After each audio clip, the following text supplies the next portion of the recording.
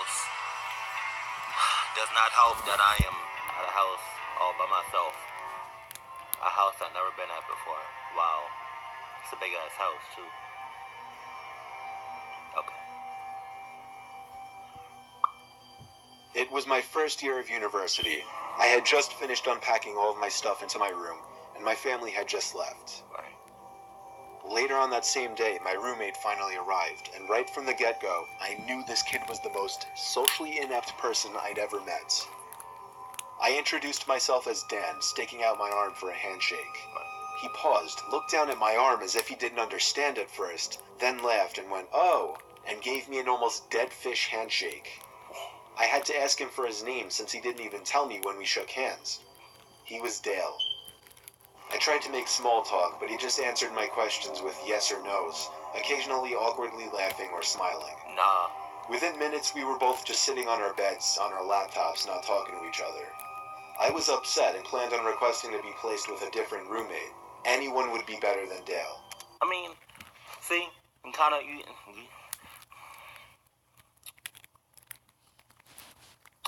I don't know about this one. I don't know. Dale, I thought Dale was just a really awkward kid, but I soon learned he was much more than just that. right. I met some of the other kids on my floor, and they seemed cool, so that was good. I came back to my dorm after looking around campus the first night to find Dale still in the same position he was in when I left. I said, "What's up, Dale?" and he didn't answer. You motherfucker. Not to my surprise. It was 9:30, I didn't have anything to do, so I turned out the lamp on my side of the room and went to bed. I didn't actually fall asleep anytime soon, though. Dale was on his laptop until 3 in the morning. When he finally closed his laptop, I fell asleep pretty quickly, but I woke up within the hour. The blinds to our room had been opened, and the moonlight now creeping into the room made everything visible, Right. including Dale sitting on the side of his bed, looking at me. I sat up, rubbed my eyes, and said, "Dale, what the hell are you doing?" He whispered back, "Sorry," and laid down. Sorry.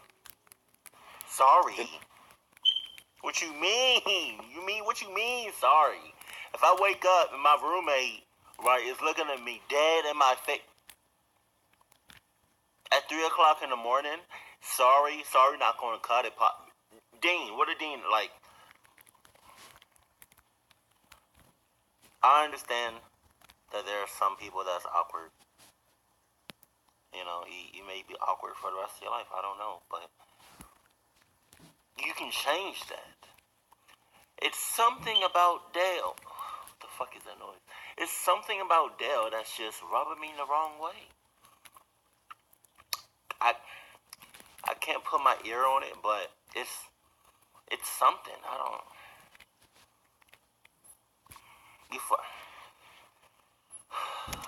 Next morning, I woke up to find Dale had already gotten up. I felt like it was the first time he left the room. It was a Saturday, the first Saturday of the year, meaning orientation and all the campus festivities. During the orientation, as my group was walking by the school gardens, I heard a couple of students ahead of me saying, "What is that kid doing in there?" I saw who they were talking about. Dale. It was Dale, literally sitting in the dirt behind a patch of bushes, rubbing the bark of a tree with his hand. The fuck? The orientation leader didn't notice, otherwise I'm sure she would have said something. I just walked by not saying anything, eventually telling the 2 kids I overheard that he was my roommate.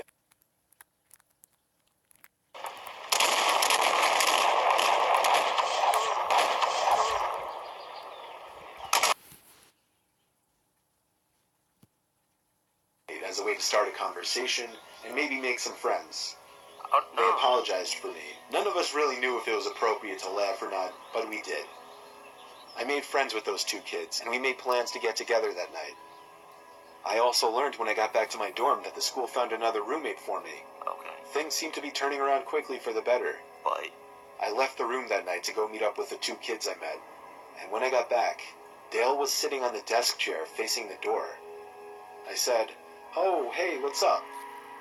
He said nothing, very matter-of-factly.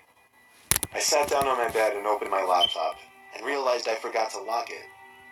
I also realized that all of my emails had been opened. you emails I was pretty sure I didn't even read, and a bunch of folders of mine had been opened. Dale must have snooped through my laptop. Motherfucker. When I asked him if he did, he responded no very loudly, half a second after I even finished my question. I could read him like a book. This creepy kid was literally going through my computer when I was out. I knew he did it, but I didn't pursue it. I was ready to go to bed, so as I went into my bed to look for my pajamas, I felt like my clothing had all been moved around as well. I knew I'd be out of there forever by tomorrow, so I didn't say anything. I woke up in the middle of the night to the sound of a zipper. Oh! I sat up and saw Dale on the ground, going through my bag. I turned the lamp on, this time confronting him about it. He played dumb, saying, "I think you have my toothbrush by mistake." What? It was the closest thing to wits that he'd shown up until that point. Still, I knew he was lying, and I knew something was wrong with him, so I couldn't get physical with him. The next day, I met my new roommate in the same building, and everything went well. Sunday night, after having a decent conversation with my roommate, who was no social butterfly, but was miles better than Dale, we both turned off our lights and went to bed. For the third night in a row, I woke up at some off hour of the night to a strange noise. It was a weird clicking noise. It wasn't consistent, but I'd hear it at least twice every 30 seconds. Don't check it out. I got up, hoping to find something innocent, like a heavy bag putting pressure on a weak floorboard, or even a mouse. But as I scoped out the room, I realized the sound was actually coming from the other side of the door. The nightlight in the common area was always on, so when I looked through the peephole, I was able to see the scalp of the person standing on the other side of our door. They were looking down, so I couldn't see their face, but now that I was paying attention, I realized the tiny clicking noises were actually coming from the doorknob. I was sure the person was trying to unlock the door. I dialed the number for the campus police department, and they showed up in under 5 minutes to the common room, and only then did I feel it was safe to open the door. I found the officers to have Dale in cuffs. I had a feeling it was him. I told them everything, that he was my former roommate who was going through my stuff, so I switched dorms, only to find him trying to break into my new dorm. They took him away. I don't know what happened to him after that, but I never saw him again. He either got suspended for the semester or expelled. I got through the rest of my years at university like anybody else. However, the nightmarish experience I had with Dale still pops up in my head every now and then. Okay, so y'all both are bullshit. I just wanted to make that clear. Okay, cool. That's not cool, but okay. I went to Binghamton University for 2 years. I quickly made a big group of friends there, and we'd go out every weekend. One weekend on a Friday night in October, when my group didn't have any big plans together, me and 2 other close friends decided to hang out in the school nature preserve by the lake. There was this little clearing on the far side of the lake that was convenient for fires. Since it was so far from view of the school or campus security, kids would sometimes, but not often, come here to smoke pot, drink, and do basically all the other drugs. It was a relatively unknown spot on campus by most, and we liked that about it. Tonight we just brought a bunch of beers, lit a fire, and hung out, having what we referred to at the time as a bro chat. Right. As the night progressed, time seemed to pass quicker as the alcohol began to take effect. Eventually it got to the point where we were all laughing so hard that one of my 2 friends was on the floor rolling in the leaves. That was when my other friend stopped laughing and went, "Shh." We all perked up and listened, and heard the crunching of leaves and branches in the distance.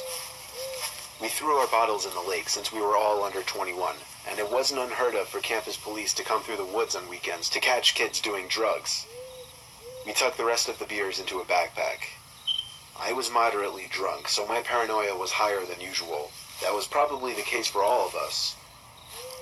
The fire exposed us to anyone passing through the woods. But the thing is, this spot was so unknown and far from campus that it was rare to find anybody else that deep into the woods. It sounded like just one person in the distance. The sound of a tree branch snapping not too far away freaked all of us out. None of us were really the confrontational ones from our group, so we were lacking that one person who would have the confidence to stand up and yell out to whoever was out there. Nah, you good. Instead, we all just sat in silence, shushing each other. I wouldn't even have said. If If it's just me and a group out in the woods, that doesn't even sound like me. But if it's just me and a group out in some woods, right, having a bro chat, and we hear some other footprints, or I said footprints, or hear some footsteps, and we know for a fact that almost nobody comes out here, I'm not checking shit out. I'm not sitting in silence. I'm getting up slowly and walking the fuck back to civilization, to the campus.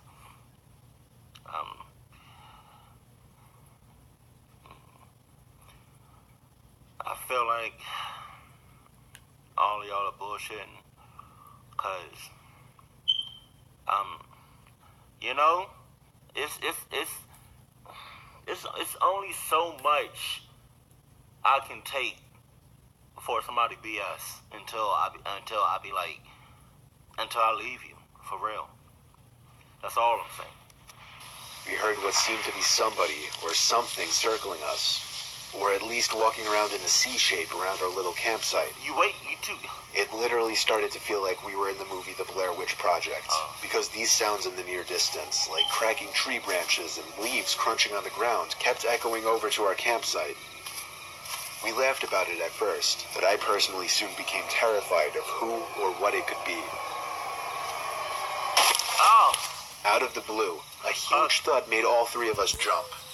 At first I didn't understand, even though I saw what caused the sound. It took me a few seconds to digest the fact that a branch had been thrown into the center of our little fire site.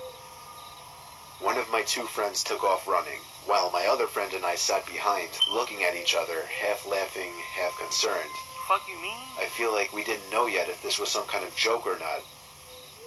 Then, my friend let out a scream of pain, as he was struck in the face by another tree branch. I grabbed the backpack, helped my friend up off the floor, and we hauled ass back in the direction of our dorm. When we made it to the road separating the nature preserve from our dorm, we stopped to catch our breath.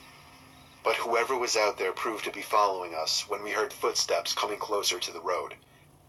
We continued to run back to the dorm, and when we got back to our floor, we found our other friend in his room already. We looked out of his room window down to the woods. There was someone pacing back and forth by the woods, and every time a car passed, they would walk back into the woods.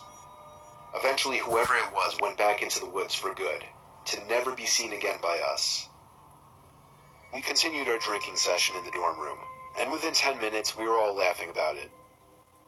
It wasn't until the next morning that we all realized how terrifying that experience actually was. We never really went back into the woods past dark after that. I wouldn't either. You always have that one friend in that group that just hauls ass for no reason. That's me. This takes place during the first week of school, my freshman year at the University of Iowa. I was